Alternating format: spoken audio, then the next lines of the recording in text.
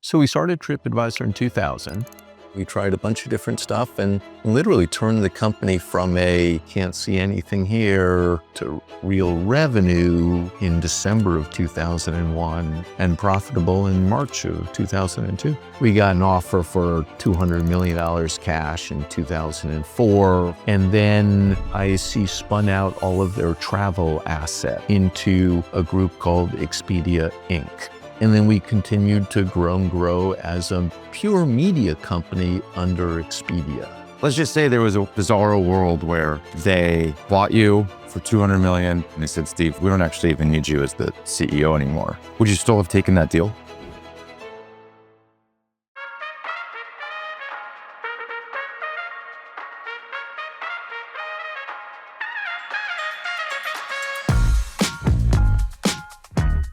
Welcome to Grit. I'm Joubin, partner at Kleiner Perkins, a show where we go beyond the highlight reel and explore the personal and professional challenges of building history-making companies. Today on the show, we have Steve Kaufer, co-founder and longtime CEO of TripAdvisor. Steve spent 22 years as the CEO, and we taped this episode of Grit in Boston, not far from where the company started. Before TripAdvisor, Steve started a company that went up, then ultimately went down, had a crazy journey along the way, and now he's actually doing his third startup. Enjoy the episode. Probably most in vogue job in all of AI and startups right now is what's called the forward deployed engineer. And the forward deployed engineer was made vogue by Palantir. And basically the reason they did that was because Palantir would go into a customer and say, we have this technology, but we don't have a use case yet. So we'll come in and figure that out. And now that's being used everywhere because the technology is seemingly so nascent that you need kind of a little squad of people that go in with your technology to help the customer put some elbow grease into it to make it work because it's just not totally there yet. Yeah. You probably saw this when you were in the early days of building TripAdvisor, no? So we started TripAdvisor in 2000.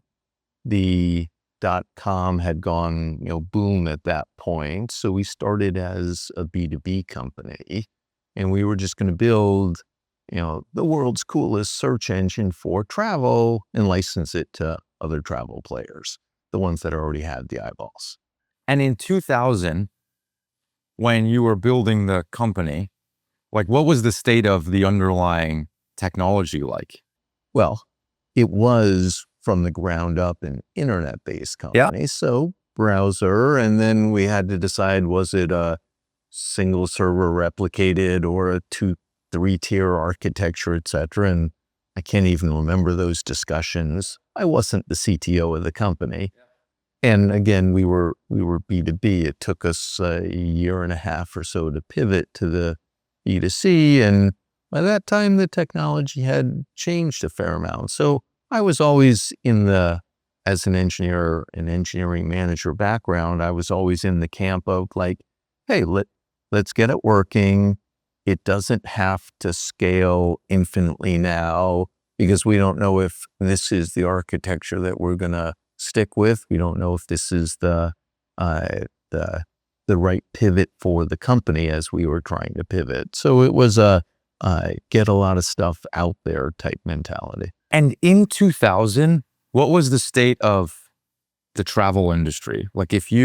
So Expedia has survived since 2000, but Preview Travel and Travelocity and, a bunch of other names, they had taken airline bookings and hotel bookings online. And so, if you were interested, you could avoid the travel agent and go online and actually book your own air tickets and book your own hotel. And it generally worked. There wasn't a lot of inventory, and it generally worked for, Western destinations first. And was there resistance to the motion of not going through a travel agent and just booking something directly online? Or did that quickly become normal?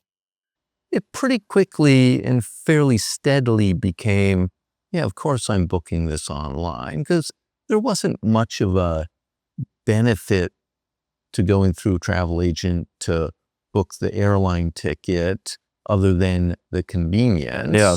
And, travel agents generally didn't make all that much money on the airline tickets unless you were flying first class or something. They made the money on hotel. And it was a more cumbersome process in general.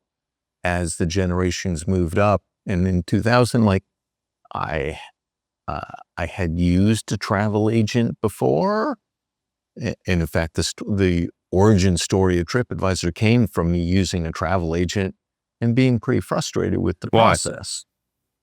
Oh, we were taking this great vacation and we went to a travel agent. The internet was there, but there wasn't a TripAdvisor. There were a couple of booking sites. And so I wanted to go somewhere nice, went to a travel agent, got a great brochure, a recommendation for a location south of Cancun, a couple of beautiful brochures, different price points. And I'm like, I have no frickin' idea how to make this decision other than to trust the travel agent and manage my budget according to the three choices. And that was nuts. And so we went online to go see if we could find some information about which of these hotels I wanted to stay at. And, the brochures were all gorgeous looking. But when I found, after a lot of searching, the blog post that featured, you'd call it, pictures of the back of the hotel, not the front. That was oh yeah, no, we don't want to stay there. Let's look at this other hotel. And we finally found a spot and had a great time. And I thought to myself, well, this was a multi-$1,000 purchase that moved from one hotel to another based upon the content, based upon, a better recommendation than what I was getting through that old travel agent system. Okay, can the internet solve this? And that was basically well, let's build something called TripAdvisor and see if we can take a stab at that. And had you decided, while you're in Cancun, when you're on the plane home, how quickly did that happen? It's a funny side story. So I'd done all the research. I was otherwise gainfully employed. And on the way home, my wife had said, hey, that was a great trip. But I remember you, referring to me, had put in a lot of work researching where we should stay. Hey, maybe that's the next business you want to start. And I said, nah, I don't think so. And literally that was 1998. And by the end of 1999, I hadn't come up with any better idea. And it was now time to leave my current job. So that was the best one that was there. And we went off and raised money on it. And it pretty much didn't work according to the business plan. We pivoted. It worked. The first business plan. Yeah. Which was build this search engine that would find all this incredible opinionated travel content on the web. Okay. Pull it together in, a big database. Think Inktomi if you want to go way back. And then we would in turn license that information to Yahoo, Expedia, Travelocity, all of the travel players that were never going to bother to do all of that. And we would basically provide their search results for them. So anyone on Expedia could search for a name of a hotel and get a wealth of content. That did not work in a spectacular fashion. So we really couldn't get anyone interested in that product. And when we did finally land one customer, it was Lycos, and we served up a bunch of page views and made no money out of it. So our pivot came from a failed first business plan. And then what are we going to try next? And we tried a bunch of things. We tried advertising. We tried a listing fee. And we eventually settled on what we see now as mostly the cost per click advertising. And you find the hotel you're looking for on TripAdvisor, you read the great reviews, you click over to see how much is it and is the hotel available for the dates I want? And TripAdvisor, so not we anymore, gets paid for that click. But we never intended to build a B2C company, but we were willing to try it. So when you decided to start it, had you raised money at that point? So we raised 1.2 million in February of 2000 on a business plan that said we're going to build this search engine and license it. It took another 2 million later that summer, mostly as kind of buffer money. And then in October of 2000, we launched our demo.tripadvisor.com just so we could showcase to our potential partners what this search engine could do, the type of content. I ran around trying to chase deals, got our first deal in the summer of 2001. As the search engine. As the, behind the scenes search engine.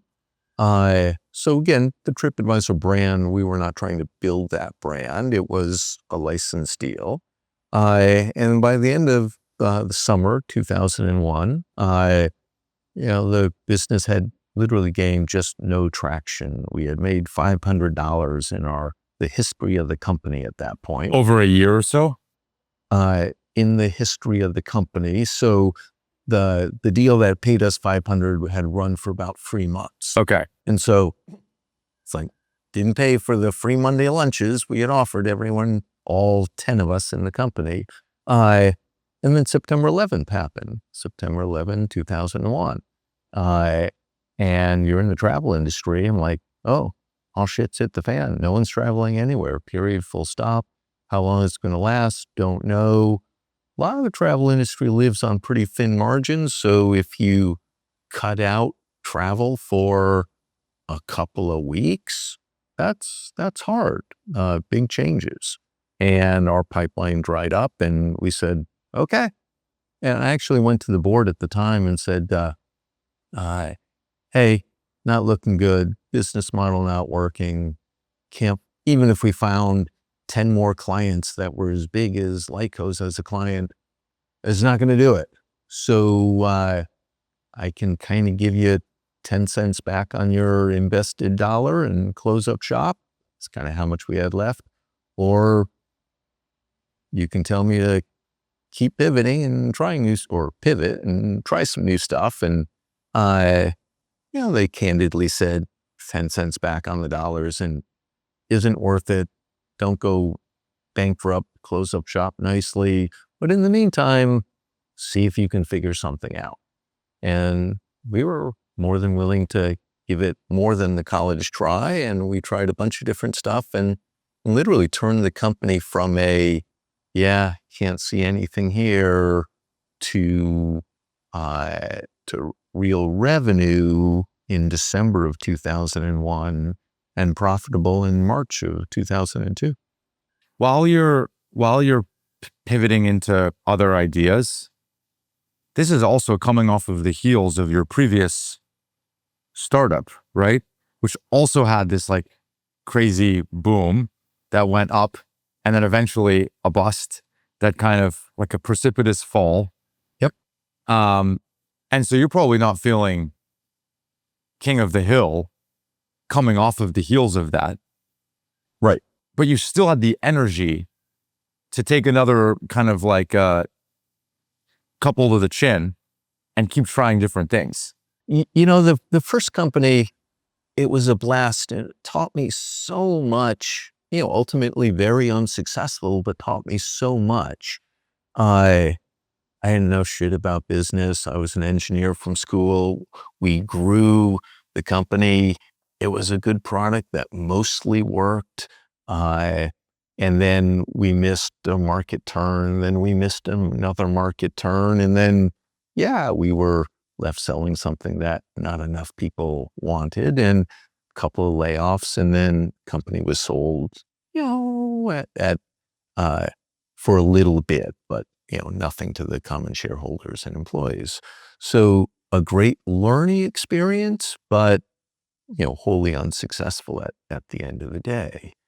And, but it had given me the entrepreneurial bug. Like, okay, I'm going to go do this again. It didn't discourage you.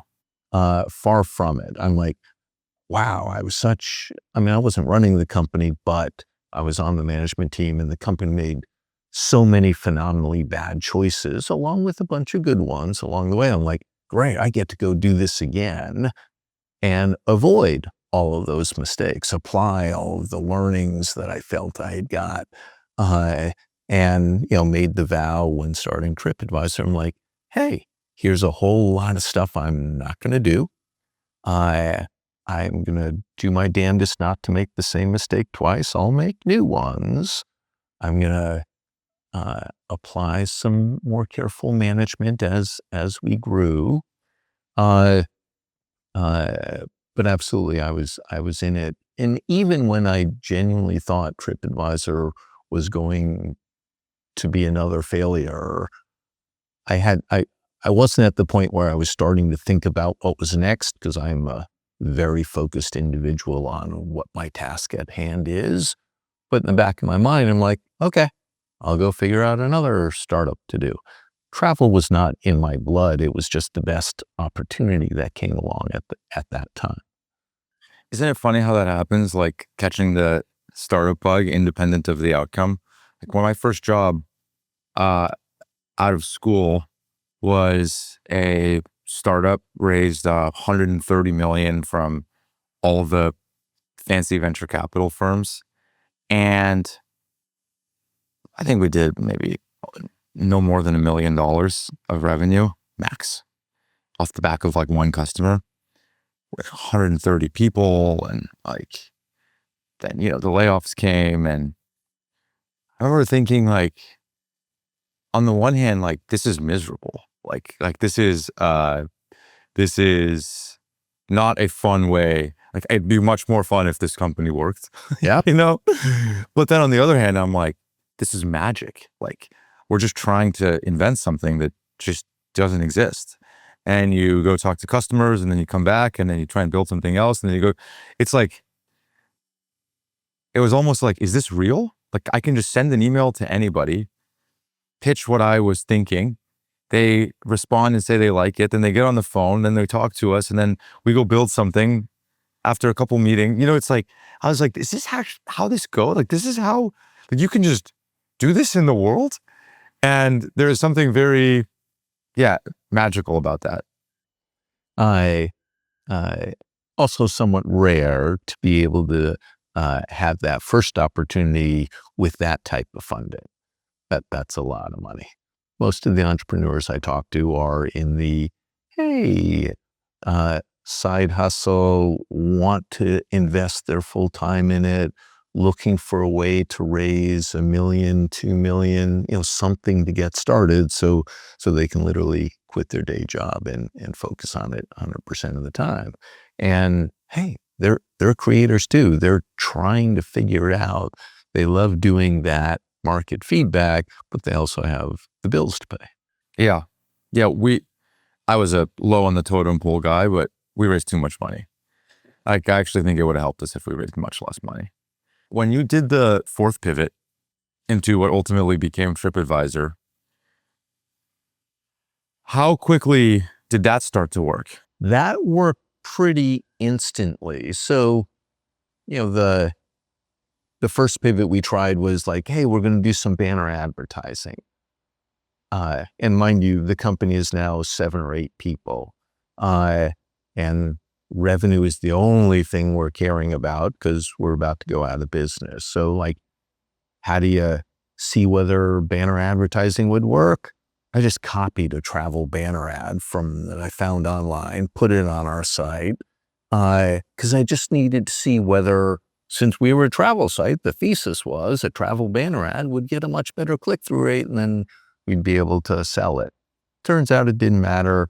People, even back then, were blind to banner ads. That whole, hey, let's try banner advertising to it didn't work was probably less than 1 week. And it's like, because we didn't let anything get in our way.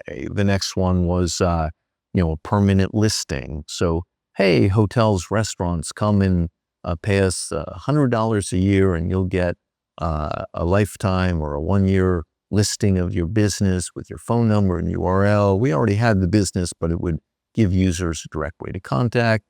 The thesis was reasonable. There were other listing businesses around. We,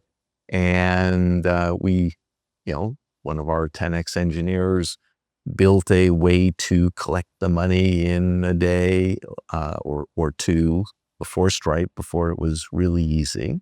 I called up hotels and restaurants and couldn't get any traction. Again, maybe that was a 1 week or a 2 week exercise. And so I'll credit our success kind of not to the fourth idea working, because we actually ranked them and that was the fourth best or fifth best, but to the speed at which we were able to just try new stuff in a realistic manner to see whether it would work. The last idea was, hey, we were picking up some search engine traffic. So it was free customer acquisition. They were looking at the Boston Park Plaza Hotel as an example. And you could see some of the reviews that we had links on the site for. And so it was a decent customer experience. They got more information than if they went to a travel agent. And we thought, well, what's the next thing that the customer would like to have? It's really pricing and availability. Like, I don't care how nice the hotel is. If it's $1,000 a night, I'm not staying there. So we put a link on that page to Expedia, and sure, people clicked it. I mean, we deep linked it to the Park Plaza page on Expedia, and people clicked it. So I'm like, okay, but we didn't know if anyone was going to buy it. Right. So I had to call up Expedia and get passed around. I'm like, hey, I'm a site you've never heard of, but I have some traffic that I want to send to you. And I'd like to get paid for it because they're going to book hotels because we're a travel review site. And the guy was, I remember, very nice, very polite, saying, sure, I'm happy to run a free test. If you send me, I think it was, 10,000 leads or referrals, I'll look and see whether they booked anything or not. And then we can talk from there. Being rather desperate, the answer was, great, can I get the tracking code? And we put the tracking code on, put it on all the hotels on our site. Free trial was over, gave him a call. He looked it up because he was clearly not paying any attention to us whatsoever and said, oh, the leads look pretty good. How much do you charge? And I'm in the position of, well, how much will you pay? And I would have accepted 10 cents, would have been thrilled with a quarter. And he says, how about 50 cents per lead? And all they were doing was calculating how much profit they were making from these leads that had actually bought hotels and how much he wanted to keep himself. So being a tough negotiator, when he said 50 cents, I said, deal. And away we went, and we had a insertion order for 20,000 leads at, for $10,000. And then he said the magic words to us, which were, and hey, look, if it looks like you have more traffic available at this price, presuming the leads continue to convert well, let me know and I can add dollars to the insertion order. And what I heard was, wow, they're not on a budget. They're on a all you can eat so long as it meets this performance objective. And we basically turned profitable on the basis of Expedia as that one client. December, we did $10,000 worth and was up to, 25,000 in January. And it just kept growing as we figured out how to grow more traffic. And Expedia was the only customer for a while. As soon as we found a model, we decided, okay, I am a crappy salesperson. I need to hire a salesperson who will actually spend time going around to all the different travel sites, because they were all interested in as many eyeballs as they could, so long as the eyeballs were booking hotels or air flights. So I think in the first quarter, we added 2 or 3 more clients. Expedia was the biggest for a while. And in the meantime, is traffic's just continuing to grow? Yeah. So here's where luck and timing, which are usually part of every successful story, come into play. So we had a site that was genuinely valuable to users. Like, you could find a lot of hotels and read a lot about what made this hotel good or bad, or good for one and bad for another. It was also a site that Google could crawl.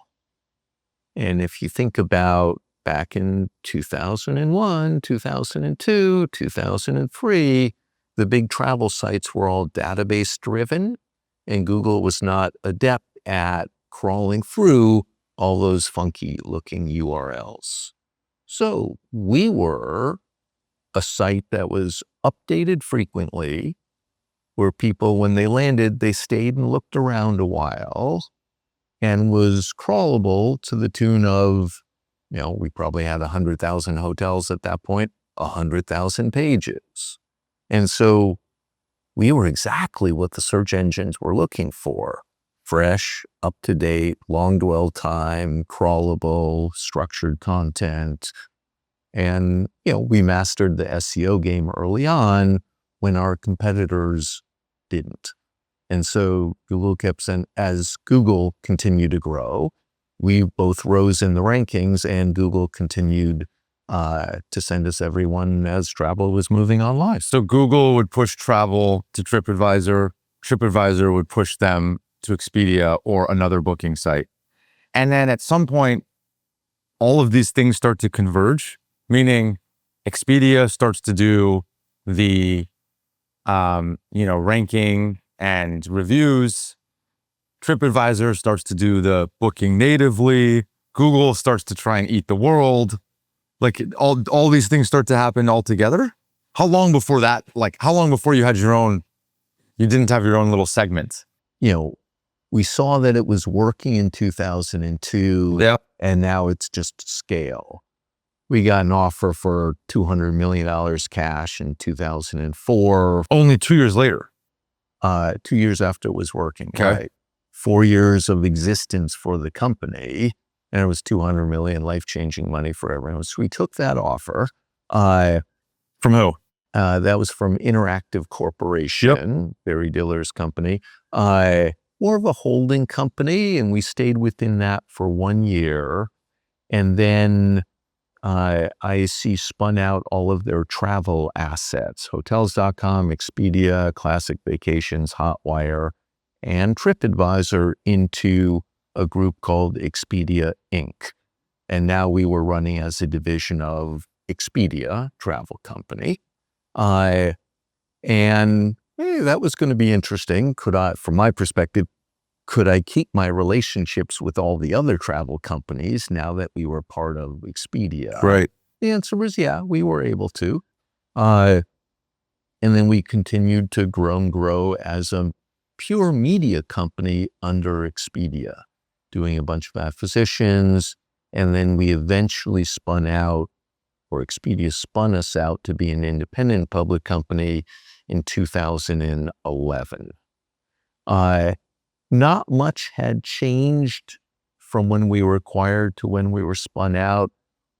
TripAdvisor wasn't in the booking business in any category.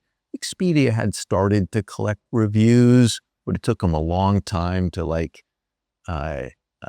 catch on to that. They could be a transaction site and have reviews, but they were starting. We had such a massive head start.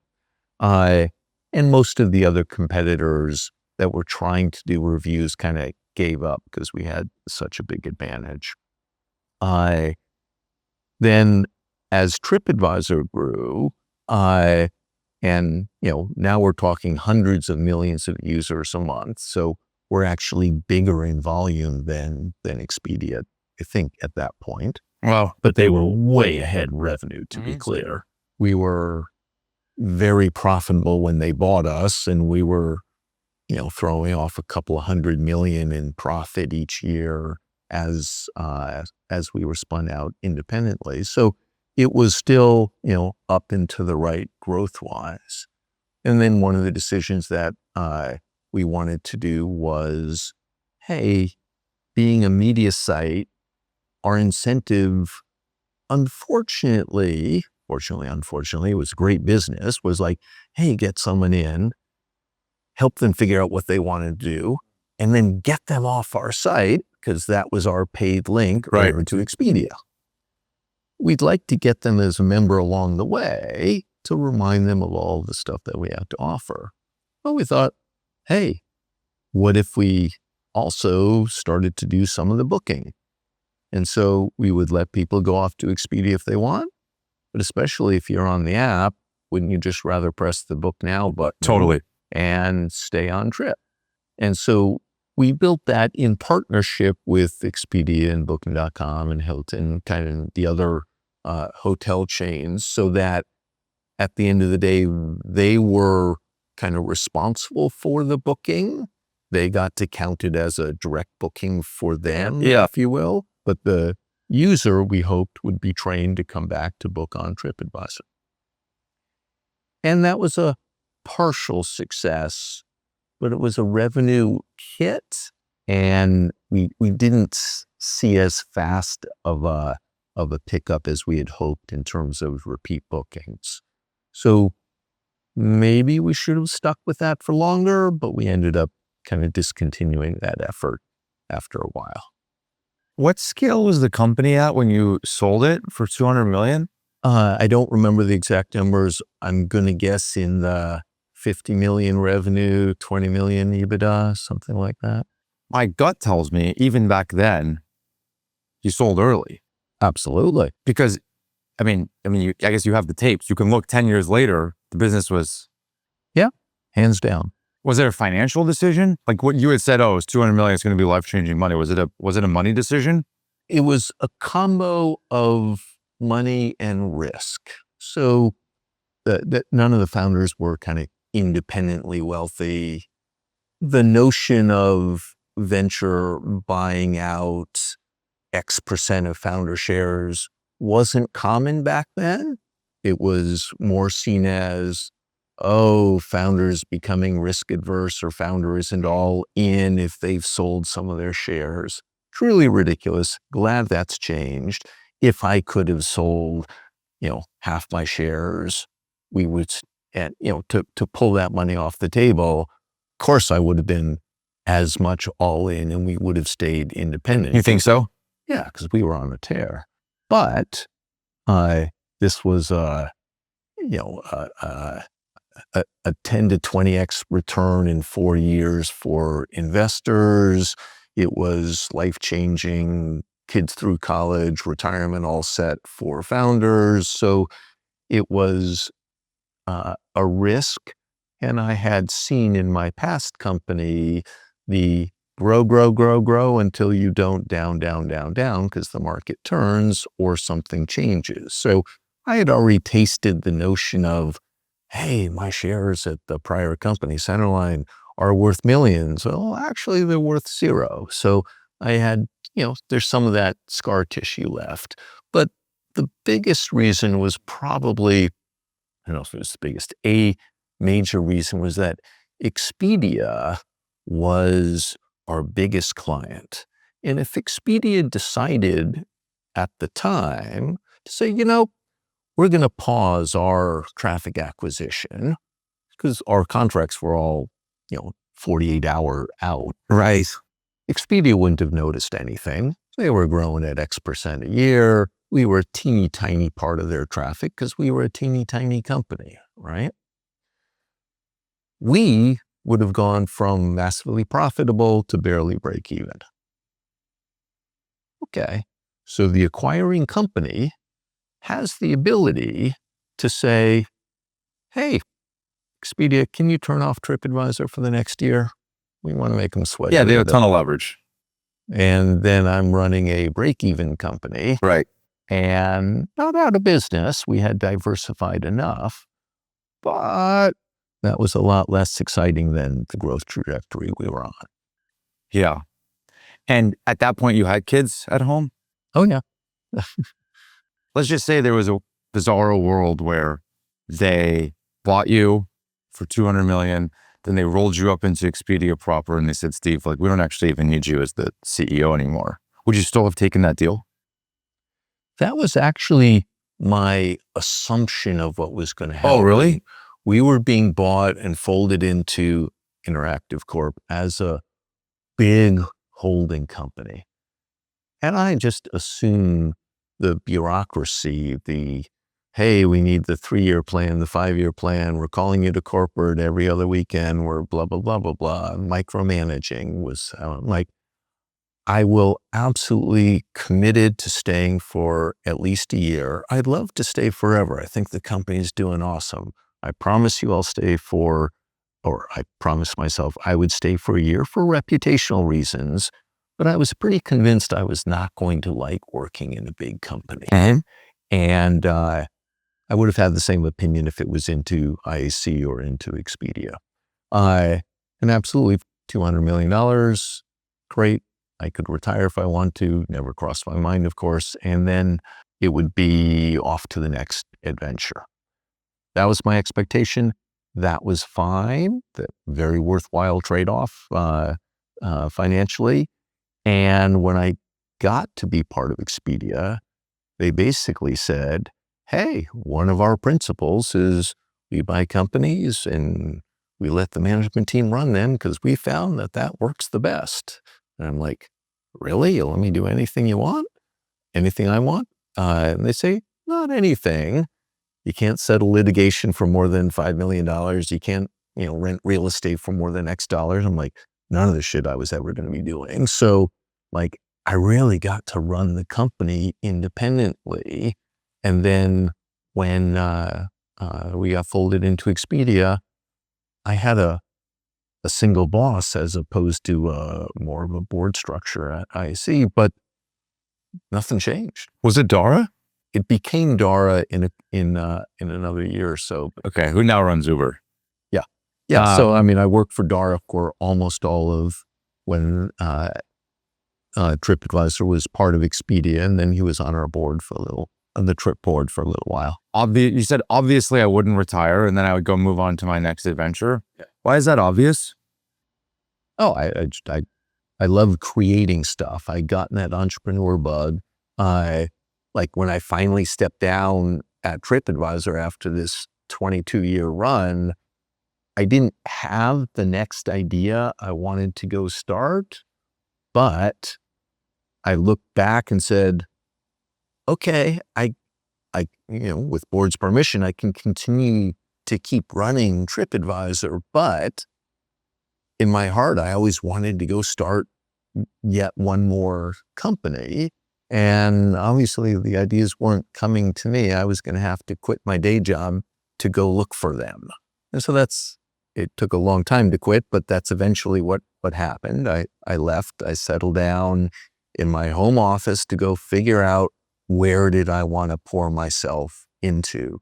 I don't play golf, and while the beach is nice, I wasn't going to be doing that all the time. Like the thought of going and buying a Cape house and watching sunsets in the hot tub didn't do it for you. Didn't do it for you. Didn't do it for me. Doesn't do it for me now. I'm in a small startup business now. We think we have what it takes. If it doesn't work, which it might not, I'm a realist. Yeah, I'll go figure out something new to do. I'm not saying I'll work forever, but I'm 62 and I can't imagine, health permitting, not working for at least another 8 to 10 years. What about energy permitting? Do you feel like you have the energy that you used to? I have I feel so very blessed in my life trajectory because at this point, I kind of got the best of all worlds, I think, in terms of I can self-fund, which just takes a big chunk out of any entrepreneur's day to fundraise and answer to investors. I can do anything I want. And I was never intrigued with very capital intensive businesses. So I'm creating something with the software, which is getting cheaper, not more expensive. I can get a lot more done because of all the AI tools. I'm living in my lifetime, the most exciting technical change era with everything that's going on. And yeah, I want to create, I want to build, I want to go figure out, I want to solve the problems with my current business. And I'm now not doing it for the personal financial reward. I'm kind of doing it for more of a mission reward, if you will. And does the idea of like, how would I say this? Like, you're the CEO of TripAdvisor. Everybody knows the company. Everybody therefore knows what you do. You're kind of a man amongst town. To then go back into obscurity, nobody knows what you do. You're not raising money from the fancy venture firms. Does that transition not bother you? I laugh at it sometimes when, when I reach out to someone on LinkedIn and I get ghosted, and I'm like, wow, that didn't used to happen to me, but okay, get used to your new life. No, it doesn't bother me at all. Like, you could send an email when you were the CEO of TripAdvisor, and anybody would respond to you. Yes, and I did think that would have carried over a little bit more, and maybe it's still helpful in the travel industry. I'm on, I help a couple of travel companies, but no, I was never, I never thought of myself running TripAdvisor kind of for that purpose. I generally kept a lower than some other CEO profile just because I enjoyed the operations. I enjoyed solving the real business problems, and I'd be out on stage or speaking gigs or whatever, where I genuinely thought the publicity for the company was helpful in whatever way. And, no is the short answer. I don't miss it. People will often ask, oh, you must be so relieved to not have to do earnings calls. Like, no, actually, that wasn't the downside of being a public company CEO. You have a good team, you prepare for them, you deliver. What was the downside? I felt, well, what got to me the most, and this personal answer, was, I felt very responsible for the success of the company, for the 3,000 people, global, and the company was in a challenging place with Google coming into that travel space with such force, and where I could see, hey, I think we should really do this, and every bone in my body wanted to make it happen in a week, if not a week, 2 weeks, if not 2 weeks, a month. And the plans would come back and they would be based around quarters or a year. Right. And I'd be pushing, how can we redefine the problem space so that we can get something out sooner? And I don't think I was as effective as a CEO should be in being able to move the company quickly enough when things aren't going well enough. And I knew from my history, prior company, and when TripAdvisor was smaller, smaller companies just move faster. That is a law. That's a rule.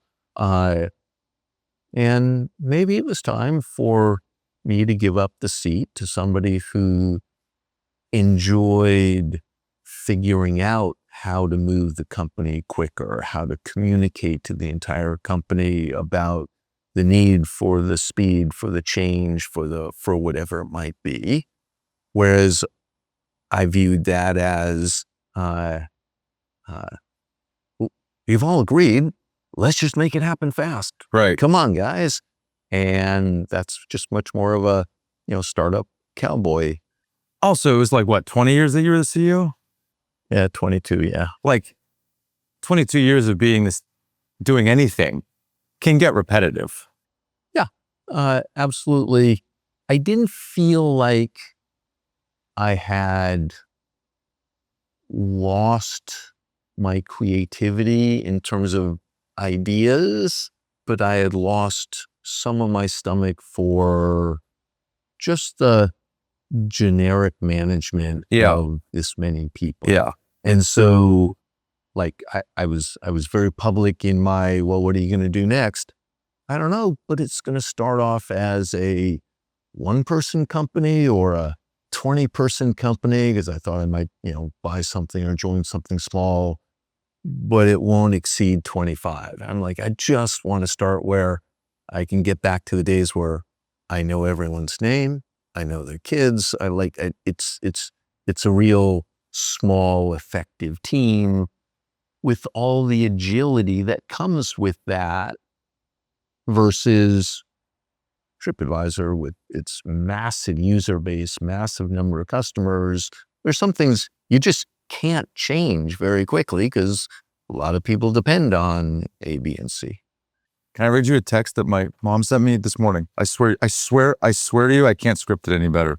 It was this morning. What does she say? Okay, last night, do you have an Amex Platinum? I want to go to XYZ hotel for 2 nights with Ali, and I was wondering if they have a good deal. And I was like, yep, I have a Platinum. I'm not sure if they have a good deal, but if they do, like, look online and let me know and I can book it for you. And then I woke up to the text this morning. I got a great deal with TripAdvisor, heart emojis. Thanks for offering. And I said, funny timing. I'm interviewing the founder of TripAdvisor today. She said, that's super cool. Tell them it's my go-to place for all my travels. But I didn't like when they stopped the Plus membership.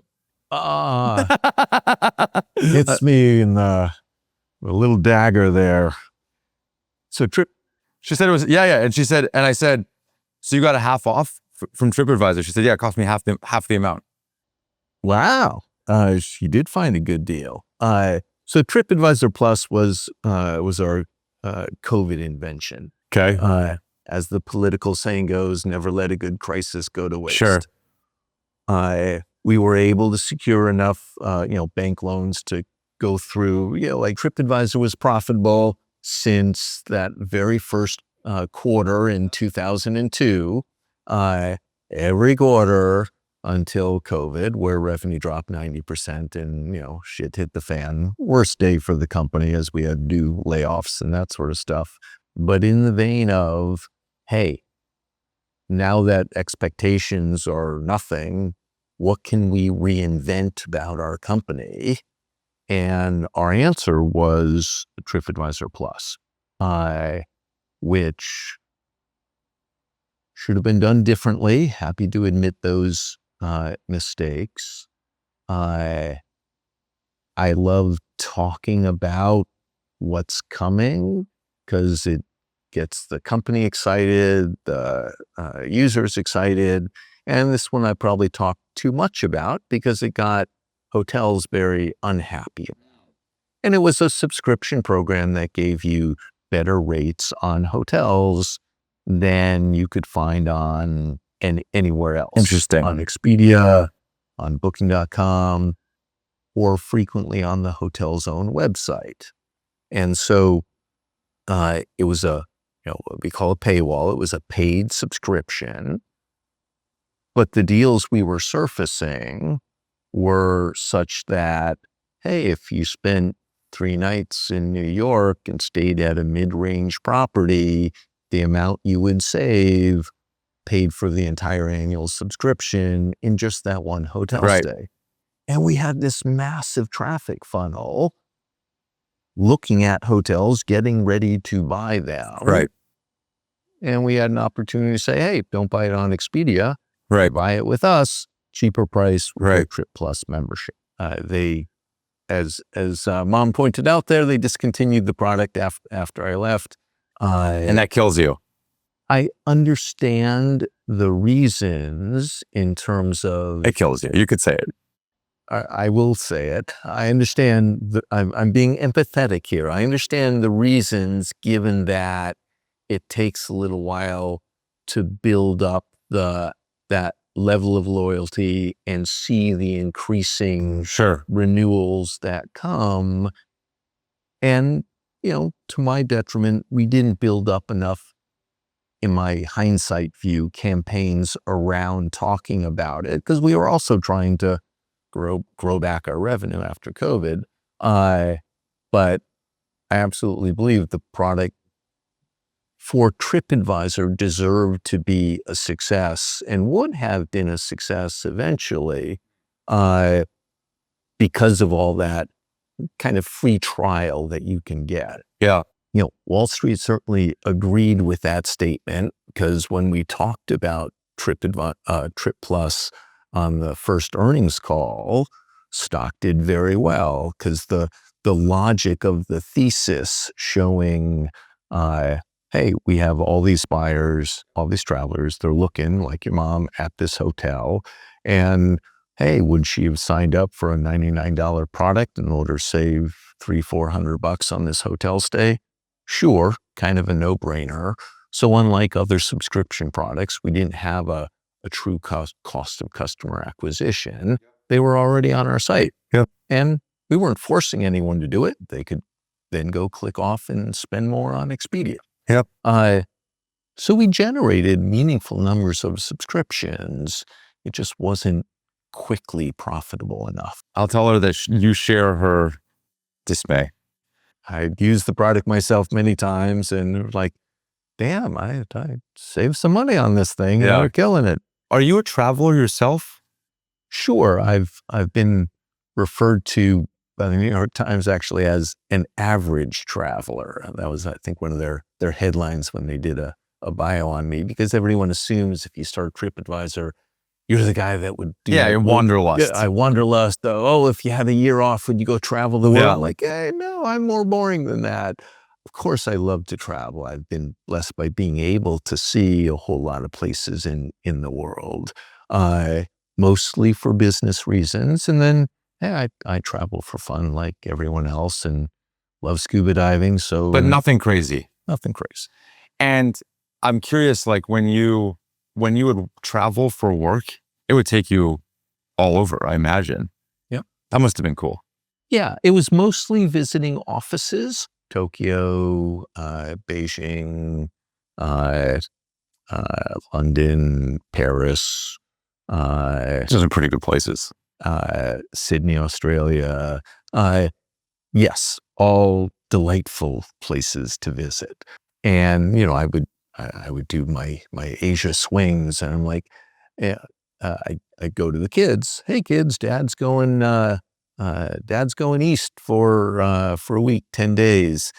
If anyone's available to come, I'd love the company. And I'd, of course, happily personally pay for any kid that wasn't in the middle of school or whatever to come. And the beauty of traveling with adult children is that, hey, I'm in meetings all day. They're going to do their own thing. They're off sightseeing in these amazing places. So yeah, a number of the kids were able to pick up on that. Are there like, this is kind of a random question, but are there places, hotels, cities that you're like, okay, based on everything that we at TripAdvisor have seen, like these are meaningfully underrated. These are overrated. Like we can't believe that people are spending so much time here and not enough time here based on reviews or whatever. It's like, yeah, I don't know. It's like, it's as if like nobody knew about, I don't know, The Dark Knight or something. It's like one of my favorite movies. Like as if it was some secret that nobody knew about.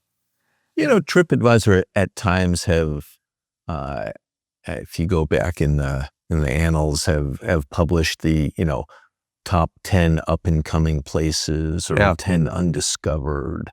If you actually look at the top 10 list of where people go, it really doesn't change very much. You got your Vegas, your Orlando's, your New York's. In the U.S. In the U.S. And you've got your Paris and your Londons and your Barcelonas in Europe. So we have TripAdvisor has traveler's choice programs, which kind of rate the best in all the cities. And then there's the best of the best. And, those there's famous and, less heard of, but those are generally spot on. Pretty good to kind of, if you want to be inspired on where to travel, I'm like, hey, take a look at these traveler's choice destinations, and it's a damn good list. After that, it starts to become more personal preference. Yeah, just taste. If you're going to ask me, I'm like, I went to Cappadocia in Turkey, like hot air balloons, cave hotels, underground cities, amazing. Yeah. Not a place a lot of people have been to, but I kind of like that stuff. So how much we rely on social proof to make decisions it's quite a lot. I mean, I actually rely on it. Sometimes I'm like, get upset that I care so much about what another person's opinion is about whether it's a city or a hotel or a movie, but I really do rely on it. And yeah, it's like some random person on the internet. But like for some reason, enough random people saying something about something on the internet makes me believe it. And yeah, it's like this weird human thing, isn't it? Yeah, you absolutely have to beware of the one random person on the internet. One of the funnier types of stories that gets published on TripAdvisor is when the newspaper will pick up the 1-star reviews of, the famous attractions. 1-star review, Stonehenge. It's a bunch of rocks. I don't get it. Right. They're really pretty funny. Like even now, one of the things that I do, and this is more for movies, not travel yet, but this is coming, is I'll basically like these LLMs, like OpenAI knows everything about me. Everything. I talk to it all day. It knows all about me. I have fed it. There's a project that I've opened within OpenAI that has all of my movies that I love. And it's giving me suggestions. I watch them, tell about it. And now I basically just say, hey, my partner and I, we're going to watch a movie, keep it above a 7.8 on IMDb, and no movie before the year 2000, because I don't like old movies, that you think I would like. And the list is incredible. And if you imagine that world for travel, I think we're about to get to a world that is hyper personalized for what you want, that maybe blends your taste along with some of the social proofing in the reviews in I think, really elegant way. I agree. The potential is there. You don't think we're there yet? Well, I know we're not. I mean, in travel, we're not there yet. I've tried most, if not all, of the AI travel tools. Booking and Expedia and TripAdvisor know a crap load about what you've done, what you've been. Travel's a little bit different than movies, perhaps, in that I have stayed at numerous Best Western hotels, which is a lovely brand. But if I'm going on my scuba vacation, that's not what I'm looking for. But I've stayed at the Best Westerns because my daughter's soccer tournament are usually in the middle of nowhere and the Best Western nearby. Yeah. So it's got a lot of behavior on me that's not relevant to my next trip because I travel in different personas. You as a movie watcher, you probably have one persona at least per genre. But let's just say she wants to watch a rom-com or something, and we watch that, and then maybe she's on my account and she's watching, I don't know, some show that I wouldn't watch. That all would get muddled in there. Couldn't, like in this world of the Best Western example, couldn't you just tell the LLM anything below $250 a night or X rating just don't include? Sure. But again, if the question was,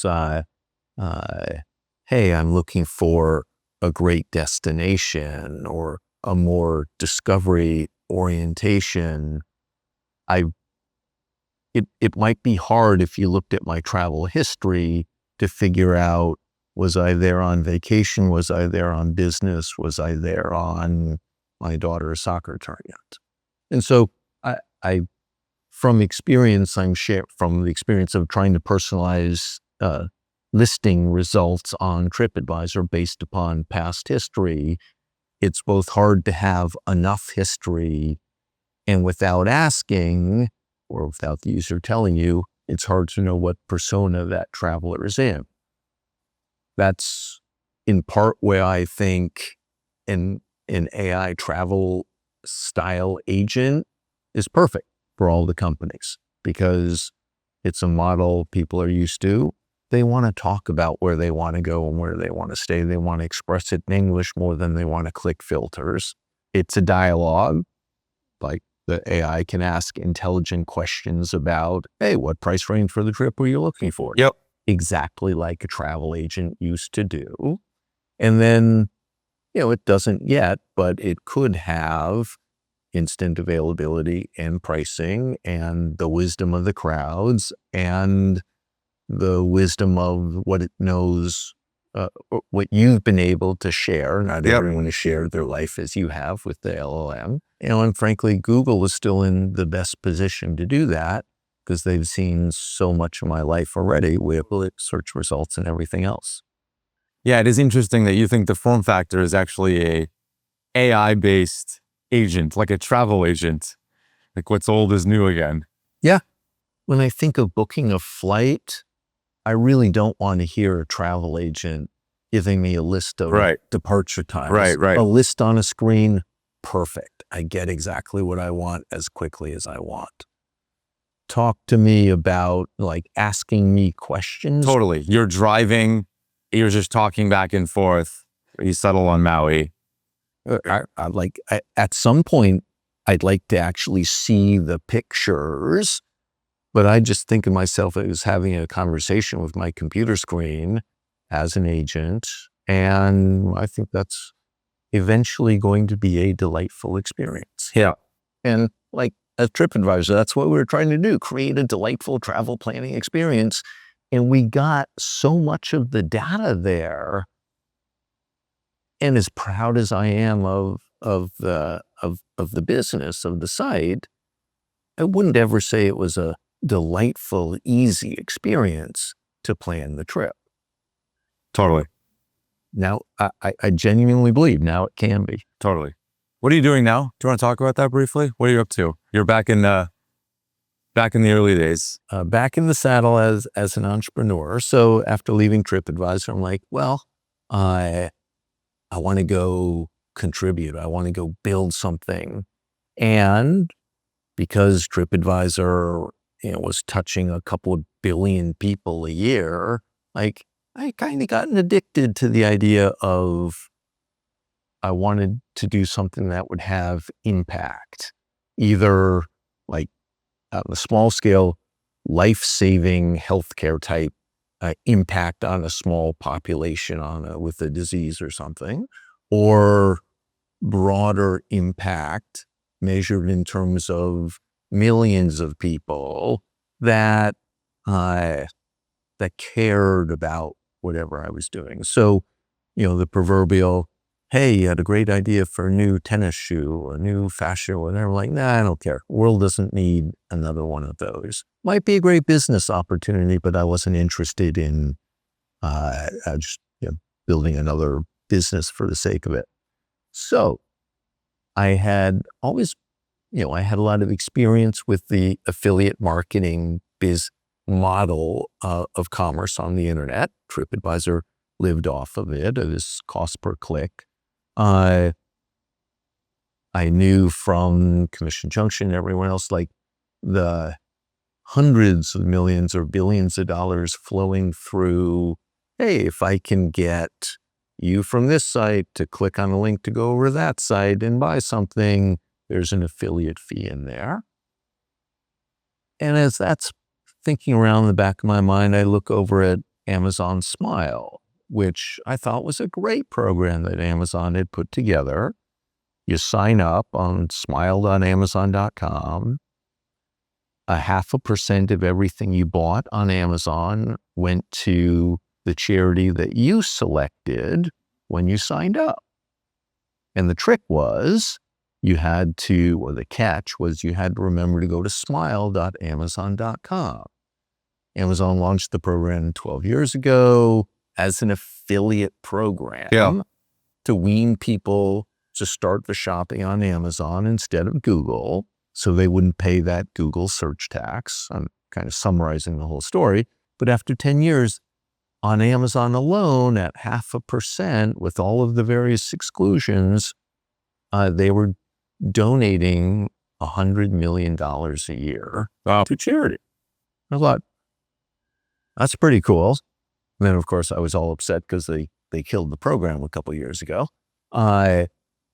But to me, it proved there were enough people interested in a free way to donate to charity, and they would select their charity. I love the model of letting the user pick whatever they wanted out of a million different charities. Sure. So we created a Chrome browser extension called Give Freely, and it would find you some coupons like Honey or Rakuten or the other ones. And then when you went to buy whatever product on the 15,000 partner stores, a pop-up would appear that would say, would you like 1%, 5%, whatever the commission was from the store, to be donated to the charity of your choice, i.e. the one you signed up for. So when you sign up for Give Freely, you specify your charity, American Cancer Society, and then when you're shopping at Macy's, the pop-up appears saying, hey, you want to donate 2% to American Cancer Society. Users love it. We're donating more and more donations every day.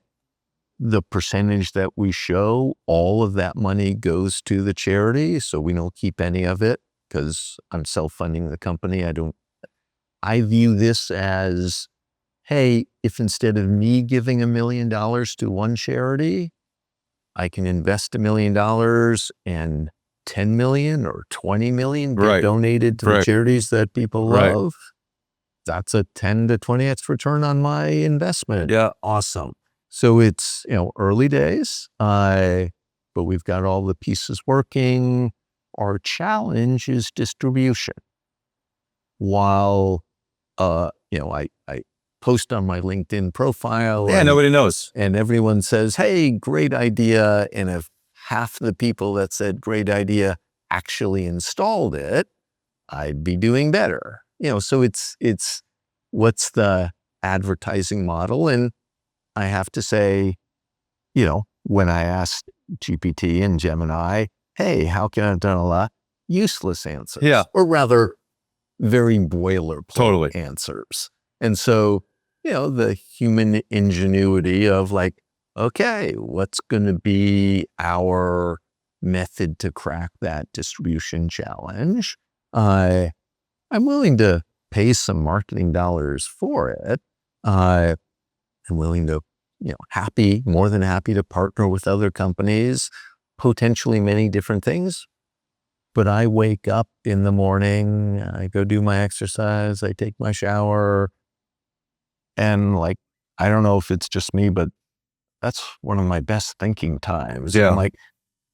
And I'm never thinking about what the week is, I'm never thinking personal. It's always business. I'm always thinking all right, what's top 5 on my to-do list for today? And then I let myself wander in terms of, hey, what out of the box ideas can we think about to do something to move the needle with the biz? And so I start my morning pretty damn energized on, hey, whatever's on that list, with the ongoing challenge of, hey, if it didn't work last time, don't try it again. Try something new. Keep, rinse, repeat, and be sure to connect with at least 3 other people during the day to feed off of their ideas or collect others or make some new connections. Your ability to rerun into the fire of obscurity is admirable. This is not like going and figuring these things out is not for the faint of heart. I agree, but I have to, add the caveat that I don't have investors to answer to, friends or family or real investors. And while I passionately want this to succeed, and I'm spending kind of like all my waking hours and evenings thinking about it, my family's okay. My kids are okay. Your life's not They're going all, to change. The retirement pieces, it's not the existential to the way that you live. Exactly. Yeah. Well, if we can play a small part in helping get the word out, hopefully it helps. And I just appreciate you doing this. Oh, thanks very much. A blast. Brought up some pretty old memories at this point. I think of and I advise a handful of smaller companies these days, in part because it's interesting, and in part just because I don't want them making the same mistakes that I made, and so whenever I can impart a little gem. And one of the things that I encourage everyone is like, hey, try stuff, look back at everything you do on a regular basis. And you don't have to share it with anyone. You don't have to share it with your boss. You don't have to share it with anyone, but think about how you could have done something even better. Not to beat up on yourself, but to always be in that constant learning mode. And for all the great things that happened to TripAdvisor, I'm like, hey, I still think about those. I'm like, that worked out really well. What could have gone even better? Ooh, that didn't work out really well. Why not? What would you do differently? Even though it ain't going to happen again. Like, totally. I just want to understand that pattern. And it's my opinion that if people did that honestly with themselves, they'd be able to grow individually a lot faster. I ask all my guests the same question. When you hear the word grit, what do you think of? The mental stamina to blow past or get past the obstacles that you're facing. Steve, thank you. Sure thing. Great talk. That's it for now. If you liked the episode, please leave us a review or go back into the archives where we've done more than 200 episodes with some fantastic folks. This podcast is a Kleiner Perkins production, and I'm Joubin. Thanks for listening.